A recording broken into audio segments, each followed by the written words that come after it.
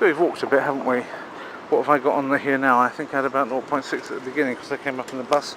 Just 2.4. It's going slowly today. Yeah. I'm hoping to get my hair cut. It's the usual silly shape that it gets when it's a bit too long. And I'll have to try to sort that out. So down that place there's the place I go to get my hair cut. I'm going on spec. I know she's here in the afternoon today because I rang her earlier in the week to work out when she was going to be, but I didn't make an appointment for right now. So I'm going to turn up on spec and see if she can fit me in, and if not, I'm just going to sit and do my emails off my telephone. But I had to go in there to get those tax forms anyway, and then a bit of walking and a bit of doing something else at the same time is good, isn't it? It's the sort of thing you need to do. So that's green. There's something out now called the logo game. Maybe it's been out for some time, I don't know. It's an app on the phone. The logos are all, you don't have to be online to do it.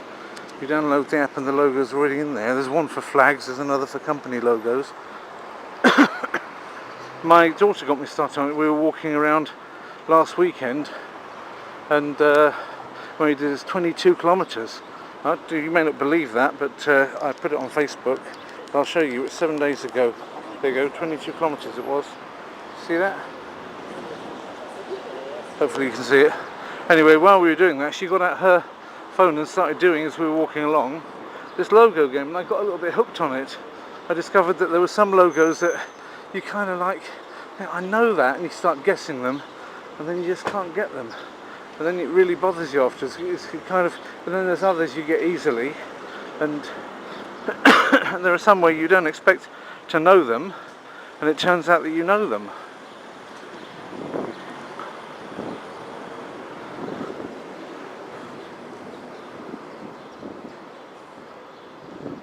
Which is quite interesting, you know. You think, oh, how is that, you know, and you go, is that?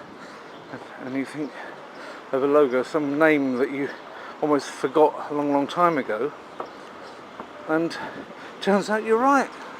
The machine goes, yes, that's right. Well done. And the same for the flags one. I also downloaded the flags one. And I got Algeria the other day on my third attempt on it. At first I thought it was either Iraq or Iran. And I tried it, and then I tried Algeria. I thought, no, this is something else, isn't it? And I thought, all of a sudden a little voice came to my head and said, Algeria. And I thought, oh, could it be, or am I just hearing things? So I tried Algeria, and that's the effect of long-term memory. It comes up, you know, but it doesn't come immediately. You have to actually put yourself into the frame. It's a little bit like when you're activating passive knowledge. It's a bit like that feeling, which is an interesting feeling.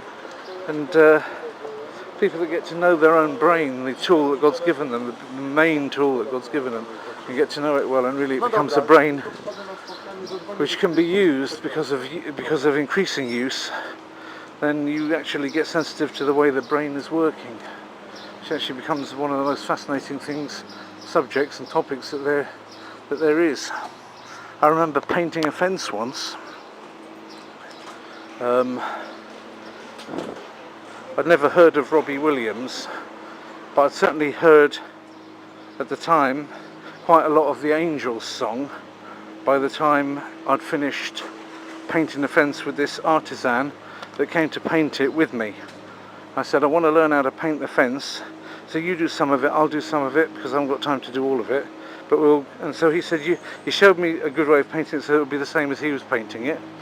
With creosote, this kind of fancy creosote that coloured it as well as impregnating it against rot and worms and you name it, funguses and whatever there might be. So I started at one end, he started at the other, we kind of met in the middle. He was checking that I was doing it in a good and effective way, and he was saying, you know, a painter's brush becomes in your hand the tool that you want it to be.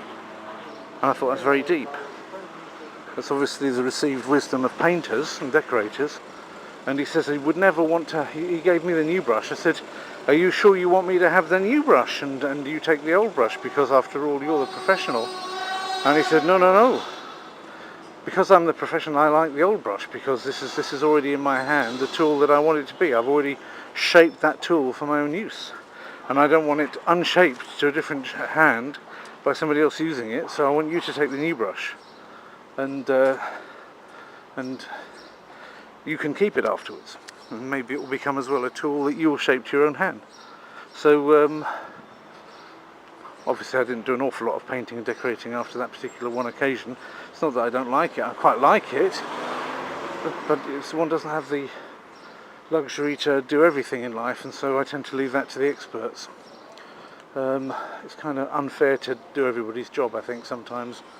There's some people to whom that's as far as they're going to go, and then to take their piece of bread and feed it to somebody that's got plenty of other things to do, seems, just because you don't want to spend a few quid on the guy's hours, seems to me to be a wrong way of living myself, you know. You've got to be a participant, you've got to be a stakeholder in the economy, and that's done by spending out your money on a variety of different things and earning what you can doing your own particular thing. So I don't know, these guys are out there doing degustations. That's a bit of a big degustation. Nobody? Nie wiem. Okay, dziękuję.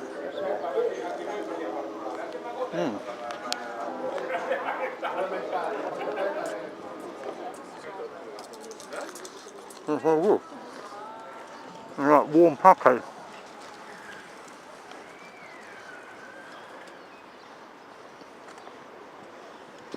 And the kicker, a very nice pickled cucumber. That's not very nice, is it? I've got a green light and you just went in front of me.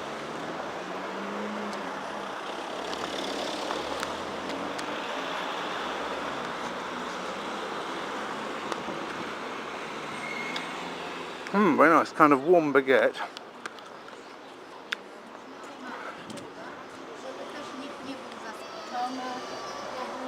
With pate in it, slightly warmed up, not very warm. And yeah, that's not too bad, because I actually feel like a whole one now. That's quite a reasonable thing that I did. But you see, there's, to be a stakeholder, I should have gone and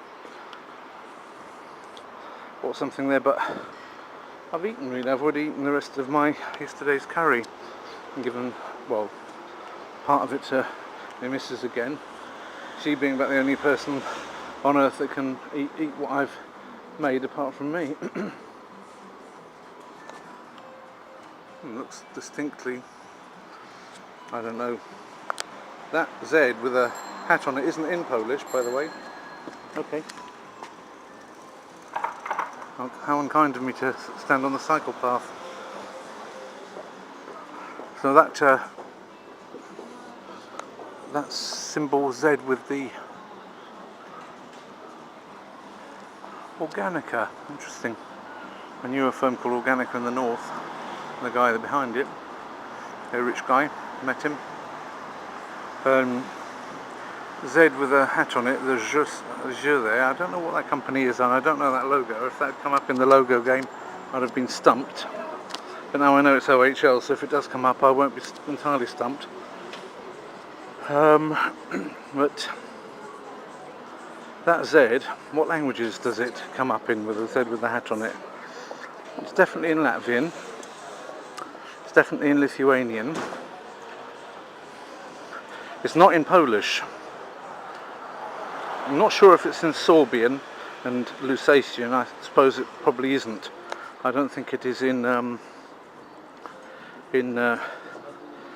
these dialects around the north, the Kashubian language in the north of Poland. It's definitely in Czech and Slovak. It's definitely in Slovene, Croatian. And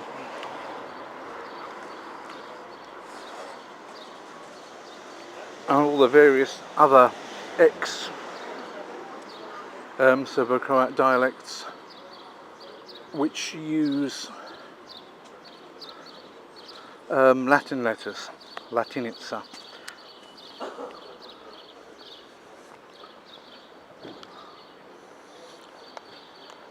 Beyond its use in Europe, never saw it really in use outside Europe, the Z with the Hacek. So really you're down to only a maximum dozen languages that make any use at all of it.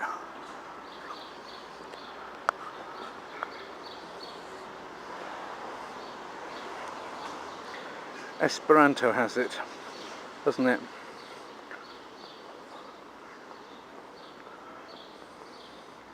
But in Esperanto it's the other way round.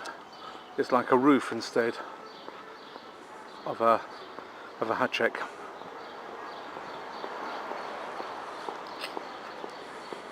Wherever it appears, it's got a kind of zh sound. Zh. Oh, have we walked into a protest? I can hear somebody bellowing down a loudspeaker.